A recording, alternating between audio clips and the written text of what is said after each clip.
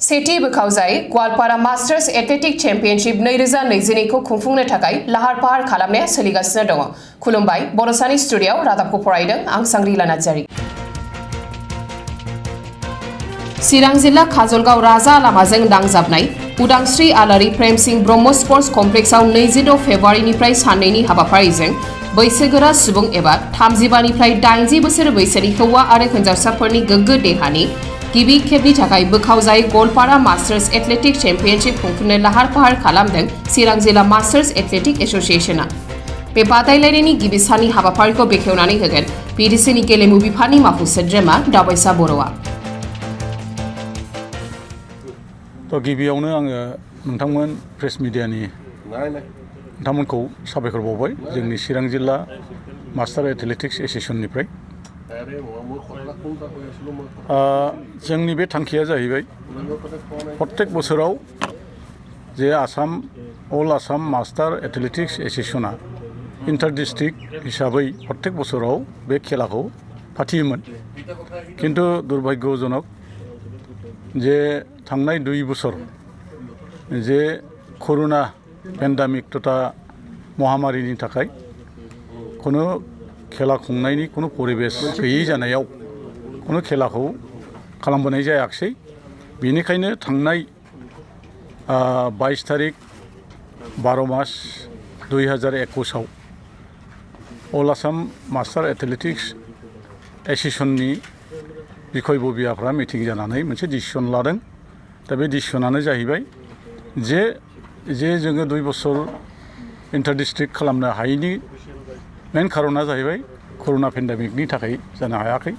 बेनिखायनो जे बिनि माखासे एसअपिखौ मेनटेन खालामनानै जाहाथे डिस्ट्रिक्ट वाइसआव गावबागाव जिल्ला कमिटिया बे खेलाखौ फाथिनो हागोन, बेबायदि निर्देश फैनायलाय जोंबो चिरां जिल्लायाव बोरैहाय खुंनो हागोन बेखौ रायलायलायनायनि गेजेरजों मोनसे सिद्धान्त फैबाय जे आनडिभाइडेड गवालपारा डिस्ट्रिक्ट जे हयथ' सिगाङाव बे 9 जिल्लाजों मोनसे जिल्लानि सिङावनोमोन, बेखौ आदर्श लानानै जोङो Kokrajhar district, Bongaigaon district, Dhubri district, Chirang district 9 डिस्ट्रिक्टजों ज' जानानै बे खेलाखौ खुंनायनि सिद्धान्त लानाय जाबाय। बे सिद्धान्त मुर्मे जोङो साखाफारा जानानै फैगौ समनिहा 26 आरो 27 तारिख फेब्रुवारि 2022 खालि सुनिबार आरो रबिबाराव साननैनि हाबाफारि लानानै जोंनि बे चिरां आनडिभाइडेड गवालपारा डिस्ट्रिक्ट मास्टार एथलेटिक्स एस'सिएशननि माखासे इभेन्टखौ लानानै जोङो बेवहाय गेलेनाय हाबाफारि खुंनायनि थाखाय लाहार फाहार खालामनाय जादों। बैसोखौ बेसेबां लानाय जादों? बैसोआ बेवहाय पार्टिसिपेट खालामनो हागोन 35 to 80 सिम, 90 सिममोन, किन्तु जोङो एबारनियाव जोङो 80 सिम लानाय जादों। खेलानि समखौ बबे समनिफ्राय लानाय जादों? खेलाखौ जोङो 26 तारिख फुंनिफ्राय अपेनिं लादों। जोंहा मानगोनां बिटिसिनि EM बोदोसा बर' बिथाङा जोंनि खेलाखौ बेखेवफैगोन। बेनिफ्राय जोङो बे खेलाखौ 100 मिटार खारनायनि इभेन्टखौ लाजेन बेखेवनानै जोङो फारि फारि बे इभेन्टखौ प्रग्राम हिसाबै जोङो सालायलांगोन। बे बादायलायनायाव मा बादायलायनाय थागोन? बादायलायनाया इभेन्ट हिसाबै जोंहा फार्स्ट प्राइज थायो, सेकेन्ड प्राइज, थार्ड प्राइज। बेखौ जोङो मेडेल हिसाबै होयो। फार्स्ट प्राइजआ जोङो गल्ड मेडेल, ओमफ्राय सेकेन्ड प्राइजआ सिलभार, ओमफ्राय थार्डआव जोङो ब्रन्ज होनाय जायो। बेखिनि। खारनाय बारनाय गुबुन खेलाफोर थागोन? खेला बे एथलेटिक्सआव जेसेबां खेला दङ बे थागोन, एक्सेप्ट जोंना थायैया एबारनि खेलायाव जोङो 10,000 मिटार लायाखै, 21 किल'मिटार रेस लायाखै, बेनिफ्राय पल भल्ट लायाखै आरो हार्डल लायाखै।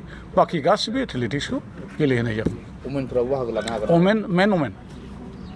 मेन बट गासिबो खेला जागोन। औ, गासै जोंनाव 200 जन एथलेटिक्सआ फैनानै बाहागो लाफैगोन।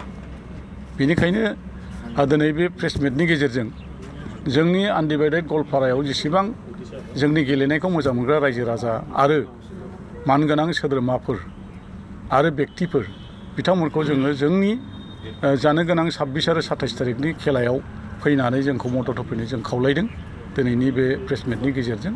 आरो बिसेसकरि जोंनि चिरां जिल्लानि जेसेबां 35 बोसोरनिफ्राय 80 बोसोर बैसोनि गेजेराव हौवा आरो हिन्जाव गेलेनाय बे बाहागो लाफैनो थाखाय जोङो इतिमध्ये जोङो रेजिस्ट्रेसन खालामबाय।